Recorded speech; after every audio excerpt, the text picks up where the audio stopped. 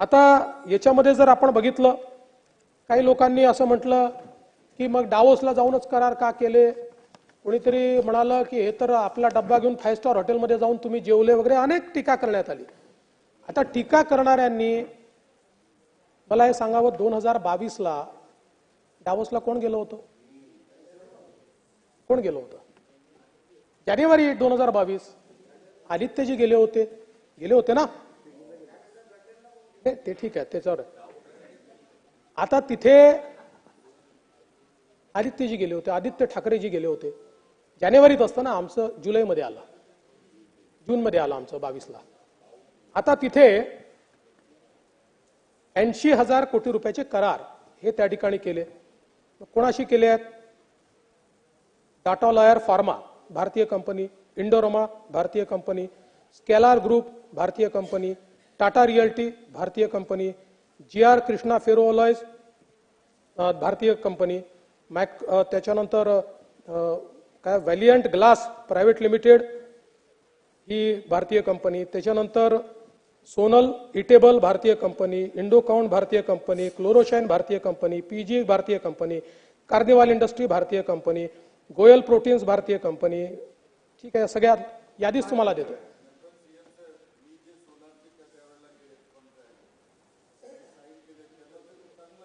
नाही, पण दुर्दैवाने त्यानंतर बॅकआउट झाल्या. याकरता बॅकआउट झाल्या की जे चायनामध्ये प्रॉब्लेम तयार झाले होते, त्या प्रॉब्लेममुळे त्यांनी त्यातनं बॅकआउट केलं. पण आपण पुन्हा आणण्याचा प्रयत्न करू, काही अडचण नाही आहे.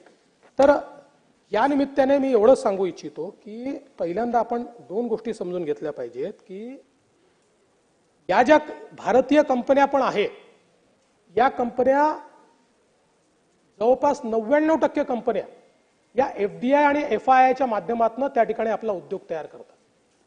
हा सगळा परदेशी पैसा आहे, आपल्या बँकातला पैसा कमी आहे. ह्या सगळ्या कंपन्यांचं जर तुम्ही त्या ठिकाणी बघितलं तर त्यांचा FDI आणि FII कंपोनंट हा मेजर कंपोनंट आहे. आणि म्हणून डावोस काय आहे, तर डावोस जगभरातल्या फायनान्स, इंडस्ट्री, बिझनेस यांची पंचायत आहे.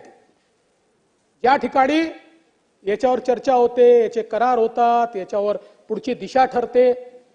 आणि म्हणून डावोसच्या निमित्ताने जगभरातल्या ज्या फायनान्स कंपनी असतात किंवा जे फायनान्सर्स असतात, हे लोक त्याला लागून आपल्या बोर्डाच्या मीटिंग ठेवतात, तिथे त्यांचे प्रमुख असतात.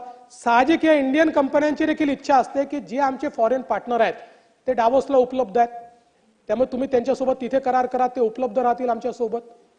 आणि सगळ्यात महत्त्वाचं काय आहे, सगळ्यात महत्त्वाचं हे आहे, you have to make a statement.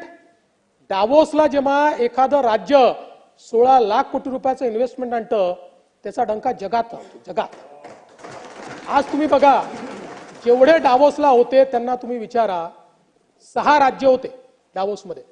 बाकी राज्यांनी प्रयत्न केला, कोणाचा 1 लाख झाला, कोणाचा 1.25 लाख झाला, आपला 16 लाख झाला. अक्षरशः महाराष्ट्राच्या पॅव्हिलियन बाहेर आमचे, कारण 63 करार आम्ही त्या ठिकाणी वेगवेगळ्या प्रकारचे केले, 53 करार अक्षरशः रांग लावून, म्हणजे हा शब्द योग्य नाही आहे, पण जागा कमी पडत होती तर बाहेर उभे होते, अशा प्रकारची अवस्था त्या ठिकाणी होती. आणि फक्त महाराष्ट्राची चर्चा ही डावोसमध्ये होती. मला असं वाटतं की याकडे संकुचित बुद्धीनं न पाहता एका व्यापक बुद्धीनं पाहिलं पाहिजे. कारण काय असतं शेवटी, तुम्ही चांगली सूचना केली, रोहित पवारांनी चांगली सूचना केली, मॅग्नेटिक महाराष्ट्र घ्या, त्यातनं त्यांचा विश्वास या ठिकाणी दिसतोय, नक्की घेऊ आपण ते.